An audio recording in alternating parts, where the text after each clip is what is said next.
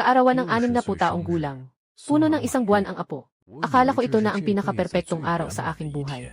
Hanggang sa kinuha ng aking anak ang mikropono. Salamat sa lahat ng mga kaibigan at pamilya na nandito. Ngayon ay ika-60 kaarawan ko, si Gu Hongyi. At ito rin ang salu-salo para sa aking apo na si Gu Linchuan. 2 kasiyahan sa isang pagkakataon. Kain kayo ng maayos, uminom ng maayos. Hanggang hindi kayo lasing, hindi kayo uwi. Ngayon, hayaan niyo akong ipahayag ang ilang salita mula sa anak kong si Gu Mingsuan. Para sabihin ang kanyang saloobin. Maraming salamat sa inyong lahat. Bukod sa pagdiriwang ngayon, mayroon pa akong ipapahayag. Walang nakalista sa proseso ng pahayag na ito. Pero hindi ko masyadong inisip. Ang anak kong 32 taong gulang. Ano pa bang ikagugulat ko tungkol sa kanya? Tungkol sa pangalan ng anak ko. May binago kami. Simula ngayon, hindi na siya tinatawag na Gu Linchuan. Noong sandaling iyon, narinig ko ang tibok ng sarili kong puso. Hindi ako kinakabahan. Ito ay isang masamang kutob. Sinusunod niya ang apelyido ng kanyang ina, Sun. Ang pangalan niya ay Sun Linchuan. Isang linggo akong nagbasa ng mga sinaunang aklat. Ganito ko binago ang pangalan niya. Sa harap ng 180 na mga bisita.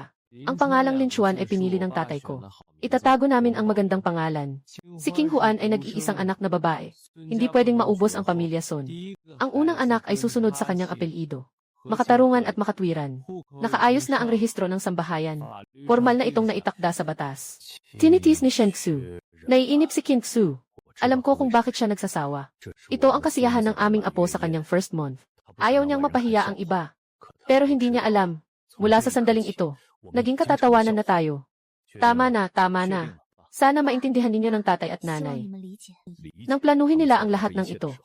Naisip ba nila na maintindihan namin? Kung magpapanggap, sasamahan ko silang tapusin ang palabas na ito. Narinig niyo ba, mga kasama? Isang araw na puno ng kasiyahan. Ako si Gu Hongyi, ipinagdiriwang ko ang aking ika-60 na kaarawan. Nagkaapo ang mga Sun. Nagpatuloy sa pagpapasa ng lahi. Tayo'y magtuos para sa 2 malaking kaganapan na ito. Walang nagsusumamo ng baso. Malamang akala nila na magagalit ako. Magwawala ako. Pero ayaw ko. Gu Hongyi ay nagsimula mula sa wala, 40 taon na ang nakalipas. Anong eksena ang hindi ko pa nakita? Kumain at uminom kayong lahat. Matanda na ako. Pagod na ako, mauuna na ako. Yakap niya siya. Pinakalma niya siya. Hindi niya nakikita ang kanyang ina na nanginginig. Hindi niya nakikita ang kamay ng kanyang ama na nanginginig habang hawak ang mikropono. Sa sandaling iyon, alam ko na. Wala na ang anak na ito. Sakay na. Ganito ko lang nakita si King Xu ng isang beses. Noong 30 taon na ang nakalipas nang mamatay ang kanyang ama. Pero noong panahong iyon, umiiyak siya. Ngayon, hindi na siya makahiyaw kahit umiyak. Sakay ka na, pag-usapan na lang natin habang nasa loob. Hindi ako agad umalis. Kailangan niya ng oras. Kailangan ko rin. Kailangan kong pag-isipan kung ano ang susunod na gagawin. Umiiyak ng malakas. Ihayag ang iyak.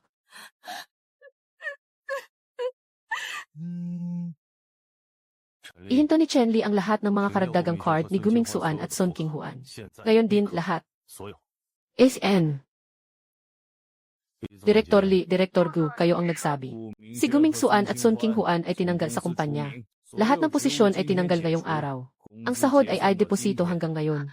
Direktor Gu, si Manager Gu ay ang anak ninyo. Sundin mo. Yung tingin niya sa akin, di ko pa nakikita kailanman. Nagulat at hindi pamilyar. At may kaunting takot. Natatakot si King Xu sa akin. Hindi akalain ni Gu Hongyi na darating ang araw na ito sa buhay niya. Magandang gabi, Abogado Zhang, Ginoong Gu. Walang bisa ang lahat ng dati kong testamento. Makikipag-ugnayan ako sa iyo para sa bagong testamento. Muling gagawin ang lahat ng aking mga ari-arian sa pangalan ko. Walang kinalaman kay Gu Mingsuan. Walang kinalaman kay Sun King Huan. Kailangan ba akong pumunta sa opisina ninyo bukas ng umaga? Bukas ng hapon, 2:00. Naiintindihan, isang tawag pagkatapos ng isa. Putulin ang lahat ng pera na maaari nilang maabot. Magsalita ako ng malamig, parang nasa board meeting. Ngunit nanginginig ang aking kamay. Walang nakakita, umuwi na lang. Daan pa uwi. Bukas na ng 30 taon. Hindi ko kailanman naisip na ganito kahaba. At ganito katindi ang lamig. Matagal na nilang pinagplanuhan. Gawin muna bago sabihin. I-public na ipahayag ang pagrehistro. Bawat hakbang ay planado na. Ako nga. Ipinanganak siya na 7 libra at 2 onsa. Sa mahirap na panganganak, 18 oras akong nasakit. Paano siya makapangahas? Gusto ko ring itanong. Pinalaki namin siya. Para sa kanyang pag-aaral. Bigyan siya ng bahay at sasakyan. Tulungan siyang mag-asawa. Ano ang kapalit nito sa huli? Sa wakas, Nakarating na tayo sa bahay pero parang hindi na ito ang dating bahay. 20 taon na tayong naninirahan dito. Kilala ko bawat sahig dito. Pero iba ang pakiramdam nung pumasok tayo ngayong gabi. Parang pumasok tayo sa bahay ng iba. Uminom ka ng tubig. Aakyat ako para tingnan. Tingnan kung ano. Baka may naiwan siyang bagay sa kwarto niya. Huwag mo nang abalahin.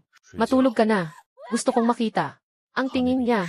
Alam kong hindi ko mapipigilan. Sa mga taong ito, kapag tinitingnan niya ako ng ganitong paraan, ako ang laging sumusuko. Sige, tingnan mo. Nililinis ang kwartong ito bawat linggo. Pinapalitan ang mga kumot bawat linggo. Sabi ni Kingsu, baka bumalik ang anak namin at manirahan dito. Ngayon na iniisip ko. Ang ibig niyang sabihin na babalik ay iba sa iniisip namin na pagbabalik. Marahil hindi ito pareho kailanman. Kailan niya nilock ito? Nakakita na ako ng ganitong kandado. Bumili siya nito nung 15 siya. Sabi niya para isara ang diary niya. Hindi niya pinapakita sa iba. Noon, tinatawanan pa namin siyang bata. Anong sikreto naman iyon? Ngayon, kapag tinitingnan, may mga sikreto na siyang tinatago mula pa noong 15 siya. 3 buwan ng buntis si King Huan. Muli niyang binanggit ang tungkol sa anak na may apelyidong sa kanya. Pinipilit siya ng kanyang mga magulang. Sabi niya, si Sun family ay may isang babae lang. Hindi pwedeng mawala ang henerasyon. Sabi niya, pwedeng muna siyang ipasa bago mag-report. Kapag nanganak na siya, nakaparehistro na sa household registration. Sa kasal, ideklara ng publiko. Sa harap ng maraming tao. Mahilig magpakamataas ang mga magulang. Hindi siya agad magagalit. Sa tingin ko, may kaunting katwiran naman. Namagay ang tatay ng pangalan sa anak. Yung lalaki, ang pangalan ay Gulin Chuan. Pinili mula sa Tangwang Jiksu. Sabi ni King Huan, pwedeng keep ang pangalan. Pwede namang palitan ang apelyido. Sabi ko, malulungkot si Dad. Sabi ni King Huan, sandali lang ang sakit, gagaling din. Isa lang naman akong anak. Sa huli, akin pa rin ang mana ng pamilya. Ano ba ang magagawa nila? Tama ang sinabi niya. Isa lang naman akong anak. Sa huli, akin pa rin ang mana ng pamilya. Kaya niya bang sabihin yan sa harap ko? Naisulat niya lang ito sa kanyang diary. Isang bahagi ay iniwan ang pangalan ko. Isang bahagi ay pinag-iisipan ang ari-arian ko. Napagpasyahan na ang bata ay gagamit ng apelyido ni King Huan. Nagtago sa mga magulang. Hintayin na lang ang handaan sa unang buwan bago sabihin. Pumayag ang tatay ni King Huan. Kung mangyari ito, ibigay mo sa akin ang 0% na bahagi ng kumpanya niya. Hindi maliit ang 0%. Minsan, magiging akin din ang kumpanya ni Papa. Pareho akong may bahagi sa dalawa. Hindi ako mawawalan. Ipinanganak na ang bata. Pangalanan siyang Lin Chuan. Pero ang apelyido ay Son. Hintayin ang handaan ng buwan. Saktong kaarawan din ng tatay ko, 60 na siya. Magkaapo silang ipinanganak sa parehong araw. Walang magiging problema ang tatay ko. Sa totoo lang, isa lang akong anak. Medyo kinakabahan. Pero naiisip ang mga plano sa hinaharap. Sulit na pagtanda ng tatay. Kailangan nang magbago ang pananaw. Matagal nang nakaplano. Matanda na ako, kailangang magbago ang pananaw ko. Matanda na ako. Pero hindi pa ako ganun katanda na kahit ilang anak ko ay nakikialam. Hindi ko pa rin napapansin. Akala niya matalino siya sa pagkalkula. Pero nakalimutan niya kung sino ako. Ako si Gu Hongyi. Nagsimula mula wala ng 40 taon. Anong klaseng panlilin lang ang hindi ko pa nakita? Matulog ka na. Lumabas ka sa kwarto na iyon. Hindi ako lumingon. Mula noon, lahat ng bagay sa kwarto na iyon. Hindi na pagmamay-ari ng anak ko, kasama na siya. Alam kong hindi siya natutulog. Ako rin hindi natutulog. Iniisip niya kung ano. Hindi ko alam. Iniisip ko kung ano. Siguro hindi rin niya alam. 35 taon na mag-asawa. Naramdaman ko ang kaunting distansya sa unang pagkakataon. Onggu, gusto mo pa bang magkaanak? Anong ibig mong sabihin? Hindi pa ako menopausal. Noong nakaraang buwan sa check-up, sabi ng doktor, maayos pa rin ang ovarian function ko. May defect pa akong 1.2. Ganoon sila sa amin. Gusto ko ng sarili kong anak. Isang tunay na anak na may apelyidong Gu. Gusto mo pa ba? Gusto. Hindi ang anak ang naisip ko noon. Siya. Si King Sui ay asawa ko na ng 35 taon. Hindi pa niya ako kailanman hiningi. Ngayon gabi, nagsalita na siya. Paano ako tatanggi? Sa gabing ito, hindi kami nakatulog. Pero pag umaga na, walang nagsabi tungkol sa kagabi. May mga salitang kapag nasabi na, hindi na pwedeng bawiin. Kahit anong gawin mo, pareho lang. Hindi kumakain si Sir ng almusal. Si Auntie Wang nagtrabaho sa bahay namin ng 8 taon. Hindi niya ako tinitingnan ng ganito noon. Alam niya na nalaman na ng lahat. Malamang kumalat na ang tungkol sa nangyari kagabi sa buong grupo. Dumaan si Lao Zu dito. Sige, darating si Sir agad. Hindi pwedeng huminto ang mga gawain sa kumpanya. Lalo na sa ganitong mga panahon. Kailangang ipakita sa lahat na ayos lang ako. Hindi matatalo si Guhongi. At lalo na hindi siya matatalo ng sariling anak niya. Ginoo, pakipak at bilangin lahat ng gamit sa kwarto ni Gumingsuan. Erehistro at ilagay sa imbakan. Ibenta ang isang piraso, walang natira. Sinunod niya ang utos. Kapag naalis na ang silid, hindi na niya ito kailangan. Si Lao Zhou ay kasama ko ng 20 taon. Nakita niyang lumaki ang anak ko. Ang hindi niya maipahayag na damdamin. Nakikita ko. Pero hindi niya alam. Ang batang pinanood niyang lumaki. Matagal nang nagbago. Naiintindihan ko, agad akong mag-aayos ng tao. Tatapusin ito ngayong araw. Ang poster ng basketball star na ito ay siya mismo ang nagdikit noong 15 siya. Noong panahong iyon, sinabi niya, tatay, gusto kong maging katulad niya. Maging pinakamagaling na tao. Hindi ko siya sinabihan na sa mundo ng negosyo walang mga bituin. Tanging panalo at talo lamang. Naglilinis si Lao Zhou ng kwarto. Yes, sir, pupunta ako para tingnan. Wag na, gusto kong makita ng isang beses. Gusto niyang makita ang huling pagkakataon. Naiintindihan ko. Sa kabila ng lahat, siya ang anak na inalagaan ng 32 taon. May mga bagay na hindi basta-basta mapuputol. Nakatayo siya roon at tumingin ng ilang segundo. Tapos, lumingon siya. Walang sinabi. Pero alam ko, sa sandaling iyon, isang bahagi ng puso niya ay ganap na naging walang laman. Naging malinis na. Naalis na ang kama, mesa, aparador. Dinukot na rin ang mga poster sa pader. Isang bakanting kwarto na lang ang natira. Parang hindi pa siya nakatira doon kailanman. Kain na tayo. Napakabagal ang pagkain na ito. Hindi dahil sa dami ng pagkain, kundi dahil hindi alam kung paano. Kakain sa susunod. Kailangan pa ring ipagpatuloy ang buhay. Pero paano nga ba? Kailangan naming matutunan muli. Ginoo at Ginang Gyu, ayon sa iyong kahilingan kahapon, nakapaghanda na ako ng draft ng testamento. Pakiusap, silipin mo ito. Para sa bahagi ng pundasyon. Sigurado ka bang ililipat ang 70% ng ari-arian sa pamilyang pundasyon? Isusulat ang mga benepisyaryo bilang mga inapo ng pamilya Gu. Ngunit malinaw na hindi kasama si Ginoong Gumingsuan at ang kanyang mga direktang kamag-anak. Kahit na apelyido nila ay Gu.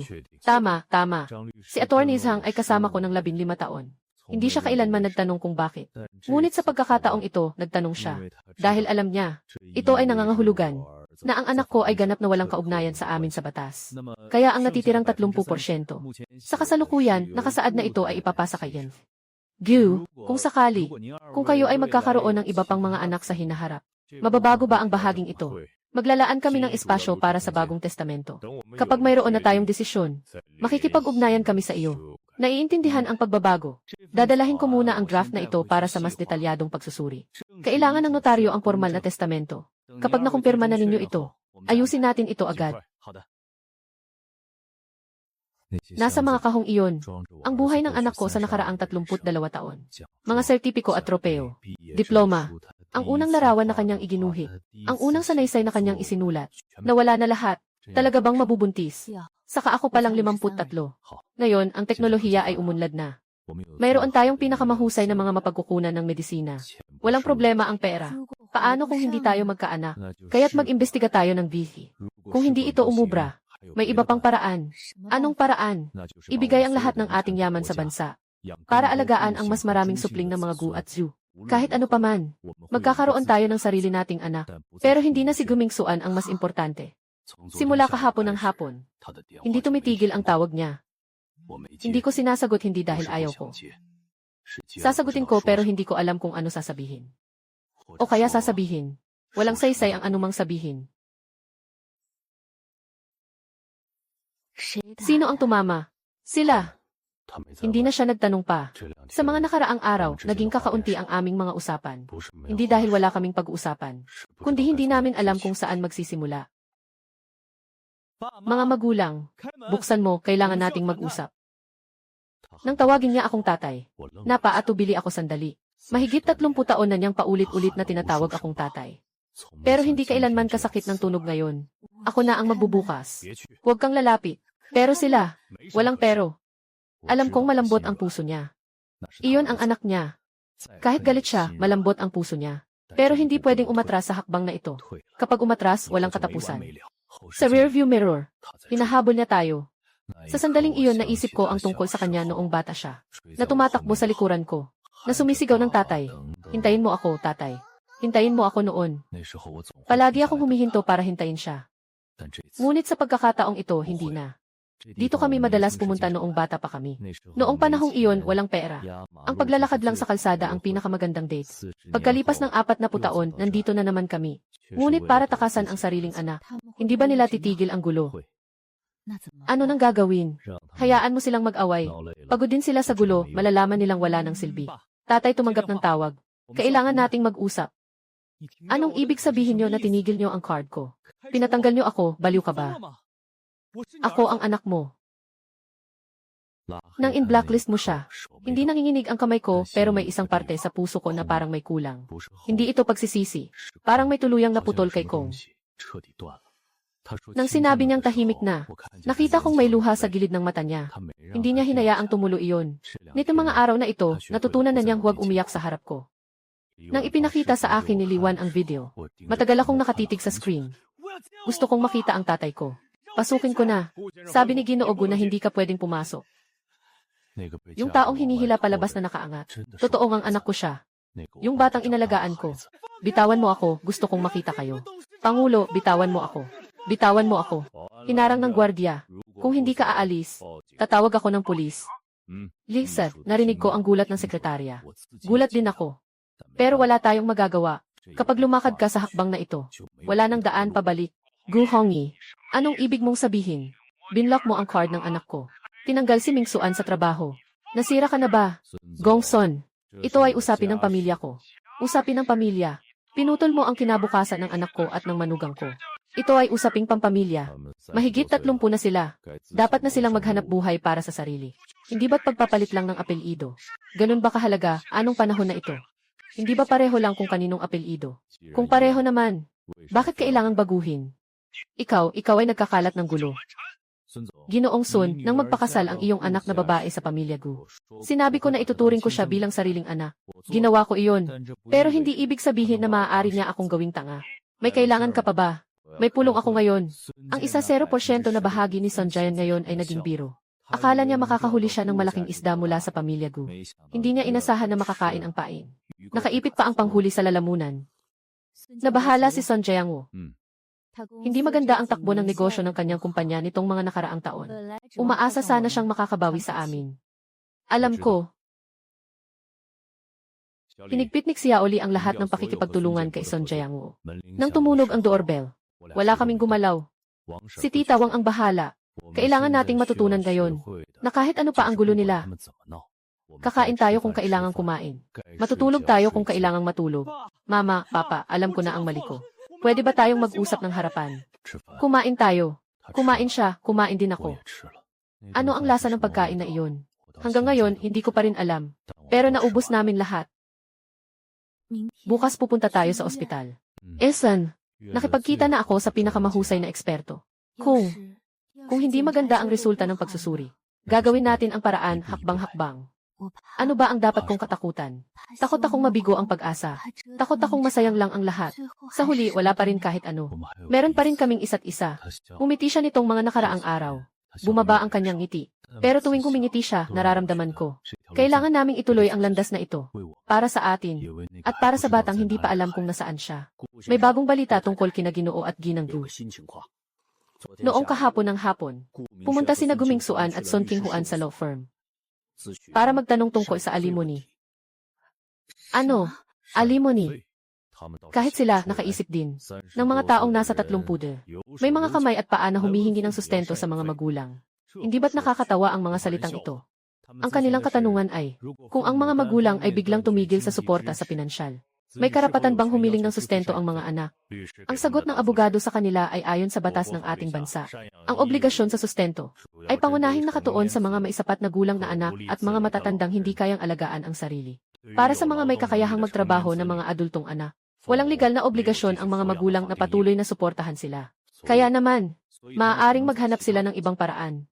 Halimbawa, igiit ang kanilang kontribusyon sa negosyo ng pamilya at humingi ng bahagi na nararapat sa kanila. O kaya ay magsampa ng kaso dahil sa pag-abandona. Kahit na mahirap itong patunayan sa batas, ngunit makakagawa ng presyon ng opinyon. Gusto nila tayong kasuhan. Hindi naman sigurado. Ngunit sinusubukan nila ang lahat ng posibilidad.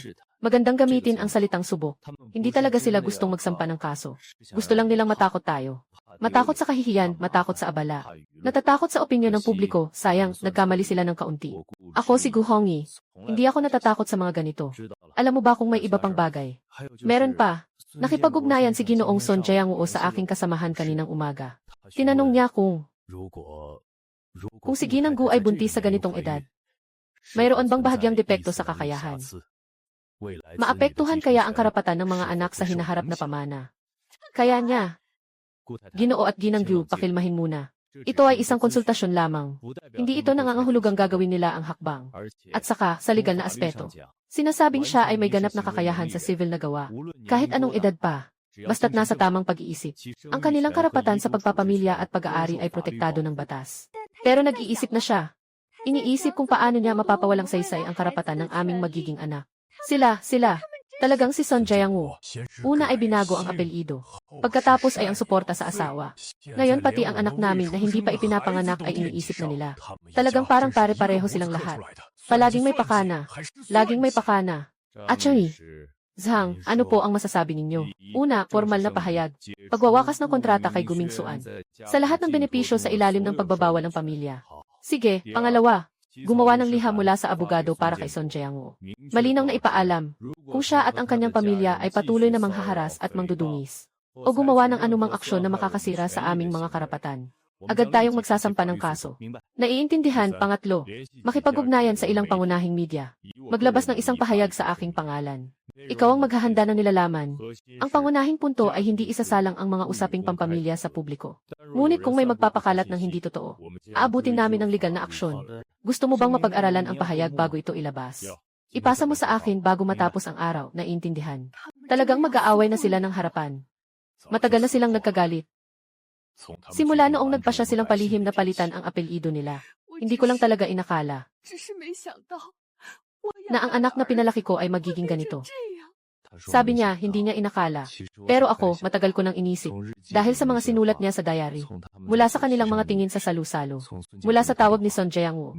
Sa bawat hakbang kapag matindi ang sikat ng araw sa labas ng bintana. Sinasabi nito sa akin. Ngunit ang puso ko ay lumamig na. Hindi dahil sa pagiging malupit, kundi dahil naintindihan ko na. May mga tao na kung hindi mo ituring na kaaway, ituturing ka rin niyang kaaway. Puro mga kabataan na nasa 20 at 30 ang paligid. Tayo na lang ang may puting buhok. Naiintindihan ko ang tingin ng nurse sa amin. Sa ganitong edad, nag-eksperimento pa sa Gi. Ayan Gi. Zhu Kingsu, Ginoo at Ginang Gu.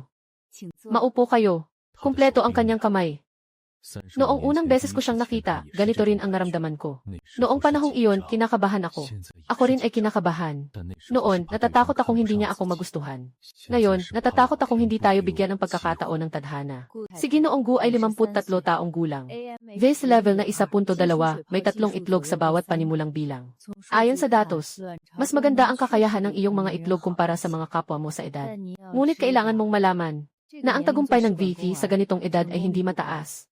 Nasa 0%, 15% lamang ito. Naiintindihan namin, at ang proseso ay medyo mahirap. Maaaring magdulot ang mga gamot sa pag-stimulate ng hot flashes at pagbabago ng emosyon. May kaunting panganib din ang operasyon. Tinatanggap namin ang 0%, 15%. Itong bilang na ito ay naaalala ko habang buhay. Sa negosyo, hindi ko talaga iniisip ang tagumpay na rate na ito. Pero ngayon iba ito. Kahit 1% lang ito. Kailangan nating subukan. Kung handa na kayo sa isip, gagawa tayo ng plano. Iminumungkahi ko ang microstimulation na plano. Para mas mababa ang pasanin sa ovaryo. Subukan muna natin sa isang cycle. Tingnan natin ang pag-unlad ng follicles. Sige, ngayon gagawa muna tayo ng ilang karagdagang pagsusuri. Kung walang problema, magsisimula na tayo ng gamot sa susunod na linggo. Dugo sa unang palapag. Ultrasound sa ikalawang palapag. Lay, sa ikatlong palapag. Tapos lahat. Mga 2 oras. Emma, Zhu Jingsu, pakiusap pumasok. Nang pumasok siya, bigla kong naalala nang unang pumasok siya sa delivery room mahigit 30 taon na ang nakaraan. Sabi mo na maghintay ka rito para sa akin. Noon ay naghihintay ako sa labas. Ngayon ay naghihintay na naman. Naghihintay para sa isa pang posibilidad. Hindi talaga madaling sabihin ang buhay. Lahat ng resulta ng pagsusuri ay pasado. Pwede nang pumasok sa cycle. Araw-araw mag-inject ng ovulation trigger. Ito ay gamot na iniinom para regulate ang hormone. Ituturo sa iyo ng nurse kung paano mag-injection. Tingnan mo, unang linisin ang lugar na ito. Tapos kuhanin ang balat. Ipasok ang karayom sa 45 degree na anggulo ng mabilis. I-inject ang gamot at hilahin ang karayom. I-inject ang gamot at hilahin ang karayom. Subukan mong pindutin ako. Sa buong buhay ko, nakakuha na ako ng kontrata, seke, baso. Pero never pa akong nakakuha ng syringe. Pero kitang-kita ko kung paano siya nanginginig. Alam ko na ako ang kailangang pumunta dito. Medyo masakit na, pero okay na. Pero kaya niyang tiisin kapag sinabing kaya niyang tiisin. Nakikita ko na may luha sa mata niya. Hindi ito sakit. Iba ito. Hindi ko tinanong. Hindi ko masabi. Ako na ang gagawa. Hindi naman palaging sayo ako aasa. Gusto kong subukan. Pero hindi ko ginawa, tama siya. Hindi pwedeng palaging ako ang sandigan.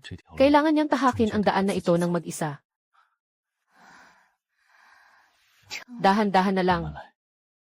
Maganda ang paglaki ng bula. May 2 kalamangan. Kung makuha ang bula, malaki ang sansa na maging embryo. Narinig mo ba? 2 lang siya, 2 lang talaga. Pero sapat na iyon sa dami ng taon ko sa negosyo. Naiintindihan ko ang isang bagay. Hindi sa dami ng pagkakataon, kundi sa tamang pagkakataon. Tunay ngang may embryo ang matandang customer. 2, alam ko iyon. Nakita ko rin. May pag-asa na, di ba? May pag-asa na. Kapag sinabi niyang may pag-asa na siya, may liwanag sa mata niya. Matagal ko nang hindi nakikita yung liwanag na yun. Huling beses ay noong kasal ni Mingsuan. Uwi ka na, magpahinga ka ng maayos, Dithen. Anong araw na bukas? 12 araw ng pagpapasigla. Sabi ni Director Lin, malapit nang maging mature ang follicle. Masakit ba ang pagkuha? Full anesthesia, matutulog ka lang tapos na. Paano kung hindi makuha? Subukan ulit sa susunod na cycle. Paano kung nakuha pero hindi naging embryo? Kung wala sanang masyadong mahalagang bagay si Kingsu. Dahan-dahan lang tayo. Natatakot akong mabigo ang pag-asa. Takot din siya, takot din ako. Pero hindi ko pwedeng sabihin. Sa buhay ko, marami akong ipinangako sa kanya at natupad ko. Kailangan matupad ko rin ito. Hindi makatulog, Jitsen. Magpahinga ng maayos bukas para sa operasyon. Alam ko, pero hindi talaga ako makakatulog. Lolo Gu, sabi mo, paano kung sakali? Na walang sakali. Sabi ni Ilse. 1, maganda ang resulta. Ang sinasabi ko, nung kukunin. Paano kung may aksidente? Sa ilalim ng general anesthesia, kalahating oras.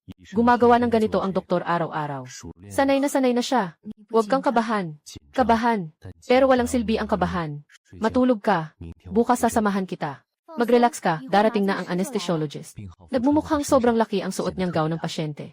Sobrang nakakapagod ang pag-inject at pag-inom ng gamot nitong mga araw. Pero hindi siya kailanman nagsabi ng pagod. Huwag kang matakot, nandito ako. Hintayin kita lumabas. Magiging successful tayo. Unang hakbang, si Ginoong Zhu Kingsu ay naghahanda na pumasok sa operating room. Sa buhay na ito, nakipag-usap na ako sa napakaraming negosyo. Pumirma ng napakaraming kontrata. Hindi pa ako kailanman naging ganito kabahala. Dahil sa mga bagay na iyon, kahit matalo, pwede pang magsimula muli. Pero kung matalo ako sa bagay na ito, maaaring talagang wala na. Nakuha ni Ginoong Gu ang 2 anak. Maganda ang kalidad. Hindi pa tuluyang nagigising ang anesthesia niya. Ilalagay siya sa observation room mamaya. Pwede mong puntahan. Nalaman ko na may mga bagay talaga na hindi katulad ng negosyo. Nandito sila Ogu habang nandito ako. Nakuha na ba niya? 2 na ang nakuha niya. Sabi ni Director Lin, maganda ang kalidad. Ayos lang, huwag kang umiyak. Magpahinga ka ng mabuti. Nang umiyak siya, umiinit din ang mga mata ko. Pero hindi ko pinabayaan ang mga luha. Kailangan kong magpakatatag. Simula ngayon, kailangan kong pangalagaan ang pamilyang ito. Kamusta si Yanvi? Gu, masakit ba ang tiyan mo? Medyo bloated, parang darating na ang regla. Normal lang yan, magpahinga ka ng mabuti ngayon. Uminom ka ng maraming tubig, mas magiging maayos ka bukas. Mukha pa rin siyang natutulog na parang bata. Ngunit may mga kulubot na sa sulok ng kanyang mga mata. May mga puting buhok na sa kanyang mga templo. Sa mga nakaraang taon, marami siyang pinagdaraanan kasama ko. Maliit lang ang panahon para magpakasaya. Mahirap lang makabangon. Anak, muli. Magpahinga ka muna. Esan, matulog ka muna.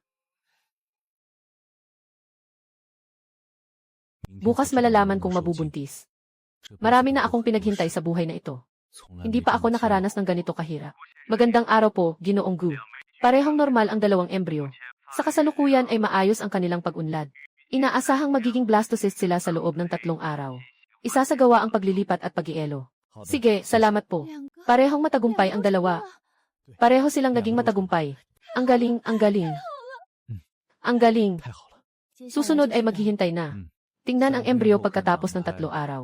At pagkatapos ay gagawin ang chromosome screening. Gaano pa katagal ang paghihintay? Mga 1 linggo. Ano ang maaari kong gawin? Magandang alagaan ang katawan. Maghanda para sa transplant. Kung normal ang embryo, maaari itong egg transplant. Paano kung hindi normal? Kailangan nating kumuha muli. May pagkakataon pa tayo. Aba, kuya, mayroon na tayong anak. Kahit na nasa test tube pa. Mayroon na. Sabi niya, nang mayroon na. Bigla akong nakaramdam na hindi na sayang ang mga pagdurusa sa mga nakaraang araw. At hindi rin na sayang ang paghihintay sa mga nakaraang araw.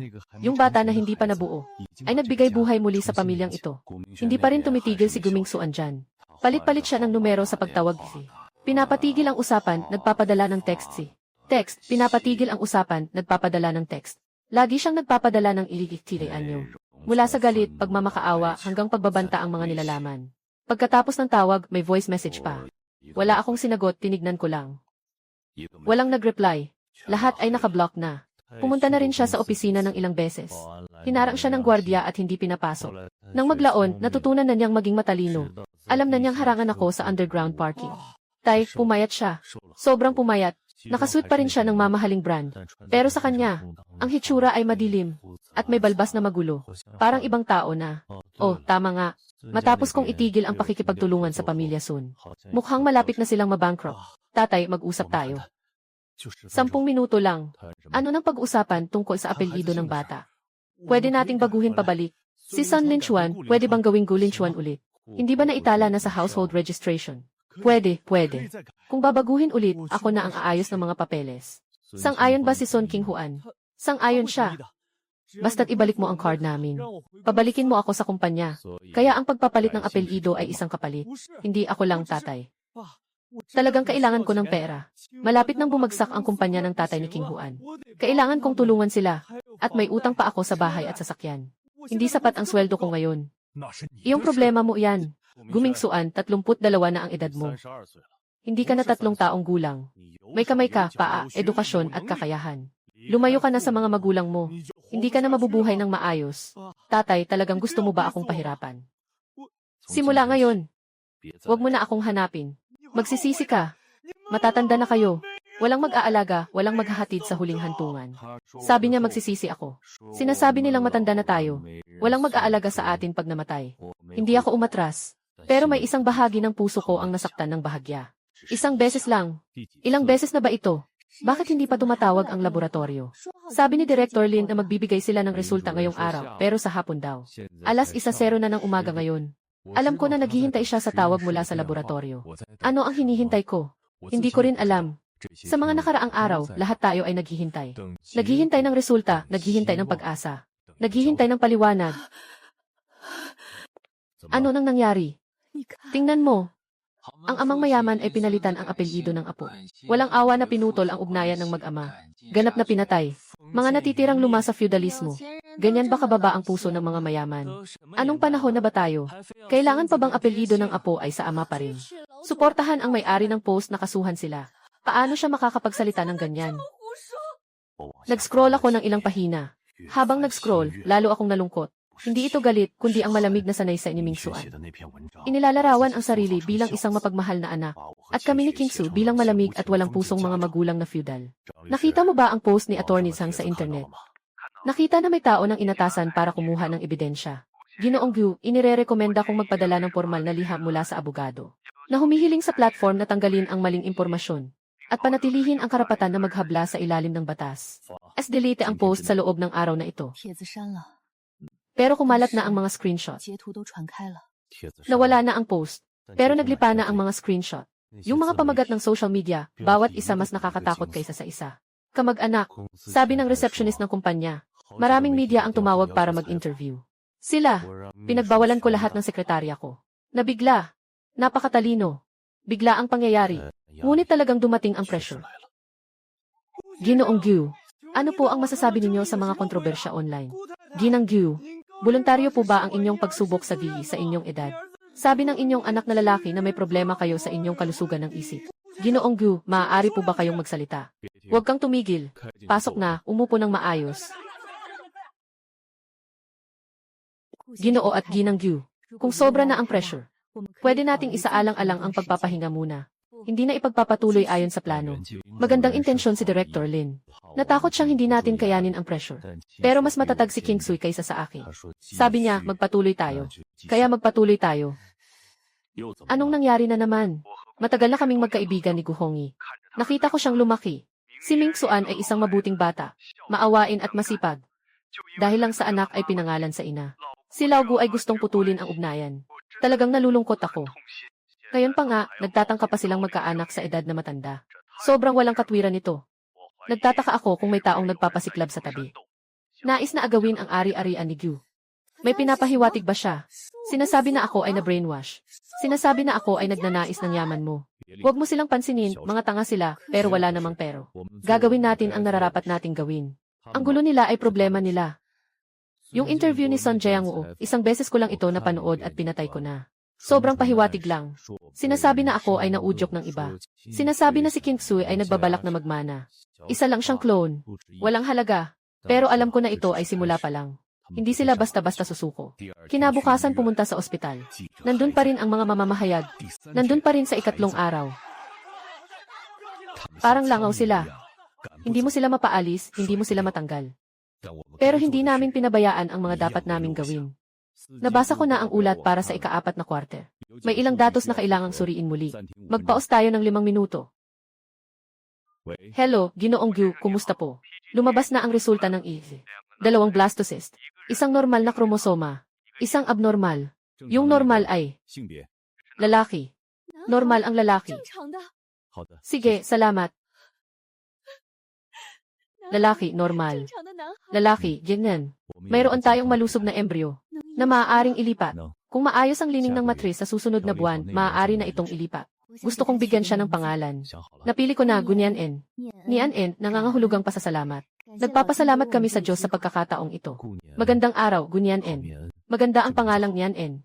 Dapat niyang tandaan. Sa buhay na ito, dapat marunong siyang magpasalamat. Huwag maging tulad ng kuya niya, na iniisip na lahat ay karapatan lang. Tito Gu, tingnan mo nga. Ngayon nandito ako. Nais kong humingi ng paumanhin. Kay Ginoong Guhongi at Ginang Zhu King Sui, ang aking mga magulang. May mga maling impormasyon sa mga post ko sa internet noon. Humihingi ako ng tawad sa aking mga magulang. At pati na rin sa publiko. Ngunit nais ko pa ring sabihin. Bilang isang anak, mahal na mahal ko ang aking mga magulang. Naiintindihan ko rin na ang anak ay may apelidong ina. Maaaring nakasakit ito sa kanilang damdamin. Kung maaari lang bumalik ang panahon, mas maingat sana akong nakipag-usap. Pero nangyari na ang lahat. Ngayon, may mas nakababahala pang desisyon ang mga magulang ko. Sa edad nilang 53, sinubukan nilang mag-DFA ng in vitro fertilization. Alam ko, maaaring gusto nila ng bagong anak bilang kapalit ko. Hindi ko sila sinisisi. Ngunit ako'y nakiusap na isaalang-alang nila ang kanilang kalusugan. Matanda na ang ina. Masakit ang proseso ng in vitro fertilization. Mataas ang panganib. 6 na po na rin ang ama. Sa hinaharap, ang pagpapalaki ng mga anak ay mangangailangan ng malaking enerhiya. Bilang isang anak na lalaki, nananawagan ako sa kanila na huminto na. Diyos ko, napaiyak ako. Nakakaawa ang mga anak. Napakatigas ng ulo ng mga magulang. Hanggang kailan pa kaya nila ito ipagpapatuloy? Suportahan ang anak na lalaki. Masyadong delikado ang pagbubuntis sa matandang edad. Hoy, bakit hindi tayo umupo at mag-usap ng maayos? Kailangan pa bang ganito na ang gulo? Naglalaro lang siya. Naglalaro lang siya. Alam kong iniisip ng lahat ngayon na baliw tayo. Naawa sila sa kanya. Ano ang gagawin natin? Ano ang balak mong gawin? Mag-live stream tayo. Sila ay nagpi-perform, tayo rin ay magpi-perform. Magandang gabi sa inyong lahat. Ako si Guhongi. Ito ang aking asawa na si Zhu Qingsu. Ngayon ay nagla-livestream kami. Nais naming magsalita ng ilang mga salita tungkol sa anak ko. Noong hapon ng press conference, sabi niya gusto niyang humingi ng tawad. Pero gusto kong tanungin si Gumingsuan. Talaga bang alam mo kung saan ka nagkamali? Ito ang diary na nakuha ko mula sa iyong drawer. Nakasulat dito ang mga petsa at nilalaman. Sa harap ng maraming tao, mahilig magpanggap ang mga magulang. Hindi sila agad magalit sa harap-harapan. Ako lang naman ang nag-iisang anak. Sa huli, akin pa rin ang ari-arian. Pumayag ang tatay ni King Huan. Kung magtagumpay ito, ibibigay niya sa akin ang 0% ng shares ng kumpanya niya. Ito ang kanyang paghingi ng tawad. Ito ay isang pagkalkula. Mingsuan, nang isilang kita. Naghirap ako ng 18 oras. Nang ikaw ay bata, nagkasakit ka. Niyakap kita buong gabi. Nang pumasok ka sa paaralan, nagtrabaho at nagpakasal. Anong hakbang ang hindi namin pinag-isipan ng iyong ama? Ngunit ano ang nakuha namin? Kapalit nito ang iyong panlilinlang. Kapalit nito ang iyong isinulat sa diary kung ano ang kaya nilang gawin. Kapalit nito ang iyong pag-anunsyo sa harap ng lahat ng kamag-anak at kaibigan. Nababaguhin ang apelyido ng apo. Nang sinabi ni Kingsu ito, naramdaman kong basa ang aking mga mata. Matagal na niyang tinago ang mga salitang ito sa puso niya. At ngayon lang niya ito nasabi. Ako ay 53 taong gulang na. Kailangan ko pang magpa-test tube baby. Napakahirap at delikado. Pero bakit? Dahil ang puso ko ay labis na nasaktan dahil sa iyo. Gusto kong magkaroon ng anak. Isang anak na hindi ako lolokohin. Hindi ako dadayain at hindi ako pahihiyain sa harap ng iba. Sobra ba ang hiling na ito? Tungkol sa ari-arian sa huli. Ako si Gu Hongyi. Nagsimula ako mula sa wala. Matapos ang 40 taong pagsusumikap, nakamit ko ang yaman na ito. May karapatan akong magpasya kung paano ito hahawakan. Noong nakaraan, pinalaki ko si Gumingsuan bilang tagapagmana. Ngunit nabigo niya ako. Kaya binago ko ang aking testamento. At tinanggal ko siya sa posisyon niya sa kumpanya. Ito ay bilang isang ama. At bilang isang may-ari ng negosyo na desisyon. Tungkol sa hinaharap, kung magkakaroon kami ng asawa ko ng bagong anak, ay aming pribadong bagay. At wala itong kinalaman sa iba. Mingsuan, kung magpatuloy ka pang tumingin. Mula sa ngayon, hindi ka na anak ko. Mag-ingat ka sa sarili mo. Wala nang problema, wala nang problema. Totoo bang wala nang problema? Hindi ko alam. Pero kahit papaano, nasabi na natin ang lahat ng kailangang sabihin. Ngayon ay titingnan na natin kung paano sila pipili. Sa wakas, dumating na ang araw na ito. Nervyoso. Mas nakakabahala pa kaysa sa pagkuha. Yung malusog na embryo ay nakatago sa ref ng matagal na. Naghihintay kung mag-aangkop ito ngayon. Sabi ni Director Lin, maganda ang kondisyon ng endometrium. Tinanong niya kung magbubuntis ako. Sabi ko, pero honestly, hindi ko alam. Sa medical, walang sigurado. Pero sa oras na ito, kailangan niya ng tiyak na sagot. Kaya binigay ko sa kanya. Ginoo at Ginanggu, handa na ba kayo? Handa na po. Matunaw na ang embryo. Napakabuhay nito. Maaaring magiging maayos ang paglipat ngayon. Mag-relax ka lang. Mas relax ka, mas mataas ang sansa. Nang pumasok yung maliit na puting puntong yun sa katawan niya, bigla kong naisip na hindi ito tungkol sa medisina. Ito ay tungkol sa kapalaran, kung gugustuhin niyang manatili o hindi. Ito ang kanyang pagpili. At ito rin ang pagpili ng langit. Maayos ang operasyon. Magpapahinga muna sa observation room ng kalahating oras bago umuwi. Sabi ng doktor, pwedeng magnormal na gumalaw. Huwag kang masyadong mag-alala. Alam ko, pero ayaw ko lang talagang gumalaw. Old Gu, anong sa tingin mo ang ginagawa niya ngayon? Marahil naghahanap siya ng lugar para tumira. Gusto niyang makahanap ng komportableng lugar. Sa mga araw na ito, mas madalas na siyang umiti. Ang batang hindi pa nabubuo ay nagbago na sa kanya. Naging malambot siya. Nagkaroon ng pag-asa. Oras na para uminom ng gamot. Progesterone, estrogen at folic acid. Isang dakot araw-araw. Para sa bata, sulit na. Kailangan pang maghintay ng 0 araw bago mag-test. Sabi ni Director Lin, pinakamatiyak ang blood test sa ika-14 na araw. Walang silbi ng sobra kang mag-isip ngayon. Alam ko pero hindi ko mapigilan. Kung sakaling hindi ito magtagumpay, susubukan ulit natin. May pagkakataon pa tayo. Kung magtagumpay tayo ngayon, talagang darating si Gunyan N. Magiging totoo ang pangalang ito na ngayon ay isang pangarap pa lang. Ngunit balang araw magiging isang buhay na tao siya. Kakayahan na siyang tumakbo, tumalon at tawagin ang tatay at nanay. Ginang, huwag po kayong palaging nakatayo. Umupo po kayo at magpahinga. Sabi ng doktor, ang tamang paggalaw ay nakakatulong sa sirkulasyon ng dugo. Hindi pwedeng palaging nakahiga. Marami na akong inasikaso ng mga nagdadalang tao. Pero hindi ko pa nakita na kasing ingat ninyo. Iba ang batang ito. Hindi ito pareho. Ang batang ito ay ipinaglaban namin ng aming buhay. Ipinagpalit ang mga luha. Ipinagpalit ang 35 taon ng pagsasama bilang mag-asawa. Laugu, tingnan mo.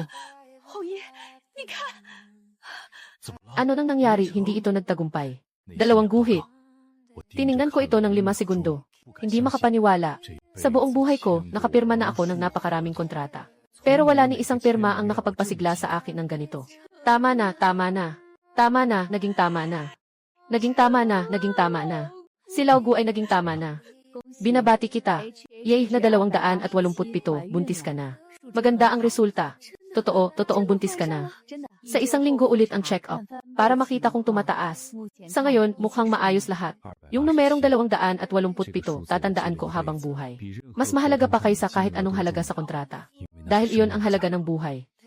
Nang siya ay natutulog, ipinahawak ko ang kamay ko sa kanyang tiyan. Wala akong nahahawakan.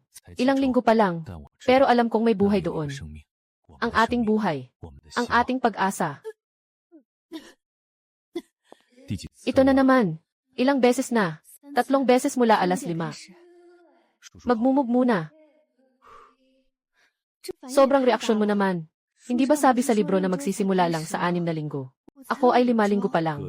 Iba-iba ang reaksyon, ibig sabihin aktibo ang bata. Ang aktibo mo naman. Mama, halos mailuwanan niya ang abdo. Tingnan mo siya na nagsusuka ng ganito. Sakit sa puso ko. Pero tama siya. Maganda ang pagiging aktibo ng bata. Dapat tiisin ang paghihirap na ito. Ginang, kumain ka ng kaunti. 3 araw na akong hindi nakakakain ng maayos, susubukan ko. Ay, ang hirap talaga ng pagbubuntis. 6 na linggong buntis, maganda ang tibok ng puso. Tingnan mo ang maliit na liwanag na ito. Iyan ang tibok ng puso na tumitibok. Malakas ang pagduduwal. Ipinapakita nitong mataas ang 8th level. Aktibo ang embryo. Mabuti na lang at nakayanan ko ang 3 buwan na iyon. Kakayanin ko. 6 na po na ako. Sa tingin ko, ang pinakamagandang tunog sa mundo ay ito. Ang ganda ng aking gana ngayon. Sabi ni Director Lin, may tibok na ang puso ng bata. Kailangan kong bigyan siya ng nutrisyon. Suka na lang ng suka. Nang sabihin niyang anak ko, kumikislap ang kanyang mga mata. Hindi pwedeng magutom ang anak ko. Yung dating bakanting lugar ay napuno na muli. Pinunan ng pag-asa. Tatay, may problema. Nagsara ang kumpanya ni Son Jiangwo. Ngayon sa korte. Nilagyan ng selyo. King Huan. Gusto ni King Huan na makipagdiborsyo sa akin. Sabi niya kung hindi ako nagplano noon. Hindi sana nangyari ito. Tatay, wala na akong kahit ano. Trabaho, pamilya, pera, lahat na wala na. Mom, Dad, makakauwi ba ako? Nagkamali ako, talagang nagkamali ako. Ikaw ang pumili ng daan, Mingsuan. 32 ka na. Dapat ay managot ka sa iyong buhay. Tatay, huwag ka nang tumawag sa hinaharap. Nang ibinaba ko ang telepono, hindi nanginginig ang kamay ko. Pero may isang bahagi sa puso ko na nasaktan sandali. Isang sandali lang. Alam ko na. Sino ang tumawag? Mula ngayon, wala na akong kinalaman sa taong ito. Alam niya kung sino siya. Alam ko rin. Alam niya. Pero wala tayong sinabi. Mas mabuting hindi pag-usapan ang ilang bagay. Ang ganda, ayon sa iyong kahilingan. Ang kisame ng bituin ay nagliliwanag sa gabi. Mas maganda pa kaysa sa inaasahan ko. Kaya niyang magsuot dito kahit napakaliit. Ganyan kaliit ang mga bagong silang. Dahan-dahan ang lumalaki. Amoy bago ang lahat. Nagluto si Ginang ng sabaw ng isdang karpa. Para sa pagpapasuso, uminom ka ng marami. Salamat po, Tia Wang. Salamat sa inyo nitong mga nakaraang buwan. Walang anuman, masaya kami ng mister mo na inaabangan ang bata. Ako rin ay natutuwa. Yung nasa labas, dumaan na siya dito 2 beses. Sinunod ko ang sabi mo, hindi ko binuksan ang pinto. Naintindihan ko. Sa Keith, parang isang estranghero siya. Ito ang anak ko. Ang oras talaga ay nakakatakot. Kayang gawing ganito ang tao. Umalis na siya, Jitsen. Parang siya'y kawawa. Sa sarili niyang pagpili iyon. Ayaw ko nang maghinanakit sa kanya. Ang nararamdaman ko ay pagmamalasakit. Normal lang na magmalasakit sa kanya. Pero huwag mong kalimutan ang ginawa niya. Alam ko, pero ito'y parang karne na nahulog mula sa katawan. Kaya't kailangan ko siyang turuan ng maayos si En. Hindi natin siya pwedeng hayaan na maligaw ng landas. Alam kong masakit sa kanya ang nararamdaman. Pero alam ko rin na kaya niyang magkaiba. Mabuti ang pag-unlad ng sanggol. Tinatayang timbang ay 2.7 kilo. Normal ang posisyon ng ulo. Kaya ba itong mga anak ng normal? Maganda ang kondisyon. Maari mong subukan. Pero tingnan natin ang sitwasyon sa oras na iyon.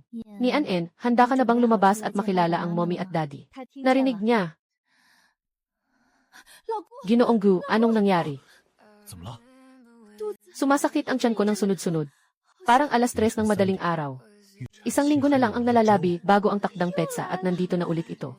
Hindi ito katulad ng dati. Punta tayo sa ospital ngayon. May 1 linggo pa bago ang kanyang due date. Ngunit hindi na makapaghintay ang bata. Parang nagmamadali siyang dumating sa mundong ito. Upang makita kung gaano kalayo ang kanyang mommy at daddy at lola. Magtiis ka ng 1-0 minuto.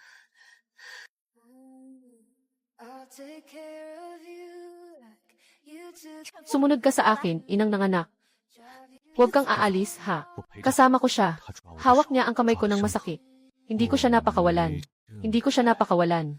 Hindi ko siya napakawalan. Hindi ko siya pakakawalan habang buhay ko. Naghihintay ang pamilya sa labas. Lolo Gu, kasama kita. Sabi na natin magpapalit tayo ng sterile gown. Habang nagmamadali akong magpalit, nanginginig ang kamay ko sa pagbuo ng buttons. 3 beses kong naitulak bago ko naipos ng maayos. Sa loob ng 6 na taon, ito ang unang pagkakataon na ganito ako kabado. Tingnan mo kung gaano siya kaliit. 6 na libra at 2 onsa. Hindi siya maliit.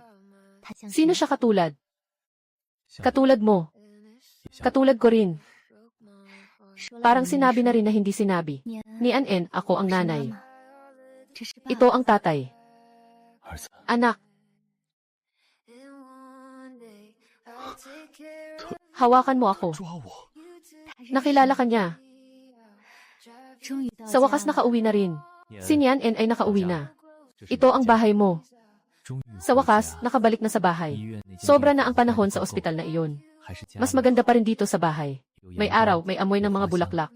May kutit na may pagmamahal. Talagang nakakatulog siya. Naghirap siya sa ospital ng 3 araw. Pagod na siya. Anong pagod? Ako ang pagod. Nahirapan ka na. Ngayon, magpakatatag ka sa iyong buwan ng pahinga. Talagang masarap ang kinakain niya. Sundin mo na lang ang gana mo. Laogyu, paano naman ang kanyang full month celebration? Hindi na magdaraos, imbitahan na lang ang ilang malalapit. Ganoon din ang iniisip ko. Ayokong magpalabi sa full month celebration. Noong nakaraang full month celebration ay sa hotel. May 30 na mesa, masaya at maingay. Ngayon, ayoko na. Sapat na ang kumain ng 1 beses kasama ang pamilya. Sa surveillance, iniwan niya ang sobre at umalis. Hindi siya lumingon. Tinitigan ko ang likod niya ng matagal. Pangpayat at tumanda. Hindi mukhang 32 taong gulang. Parang 42. Natuklasan ng gwardiya. Siguro siya ang naglagay nito. Sulat niya ito. Kilala ko ito, itago mo. Sabi niya kilala niya. Siyempre kilala niya. Sulat iyon ng anak niya. Tinuruan mula pagkabata. Pero may mga bagay na hindi matuturo. Ni An-en, ngayon ay 1 buwan ka na. Magsuot ng pulang damit. Ang set na ito ay maganda. Magkuha ng maraming litrato habang lumalaki siya. 1 buwan na, 30 araw na. Mula sa 6 na libra at 2 onsa, umabot siya sa mahigit 8 libra. Mula sa pagiging kulot-kulot, naging maputi at mataba na maliit na bata. Ang bilis ng panahon. Ang bilis ng panahon. Salamat sa pagdating ninyo ngayon para sa unang buwan ni Nen. Kumain tayo ng simple. Naway lumaki ang bata ng malusog. Ang liwanag ng mga mata ng bata, parang si Ginoong Gu. Ang ilong ay parang sa ginang. Kung maganda ang paglaki, siguradong matalino, ahaha. Bakit ka nagmamadali, dahan-dahan lang? Hahaha. Hindi pwedeng kainin yan. CJ, kainin mo yan, mainitin ang ulo niya. Katulad ko, madaling pakalmahin. Katulad niya, para kang nilalagay sa suso ng ina. Payapa ang mundo. Mas magaling siya kaysa sa kuya niya sa aspetong ito. Kapag bata pa si Mingsuan, hindi siya tumitigil sa pag-iyak. Narito na siya ulit. Son Linchuan. Ano ang hawak niya sa kamay? Hindi malinaw ang nakikita. Bumalik na naman siya.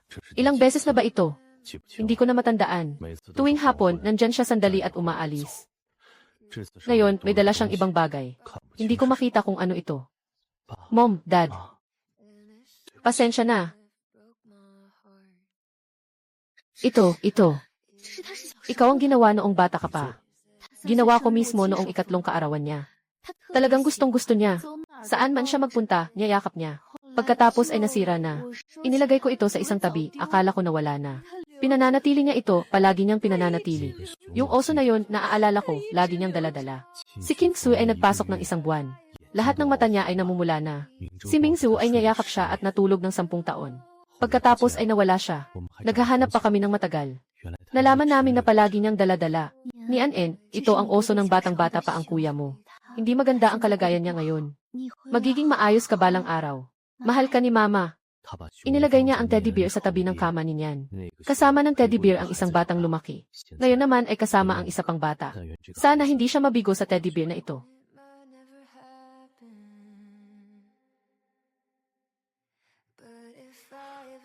Pakiusap, ipasa mo ito sa tatay ko.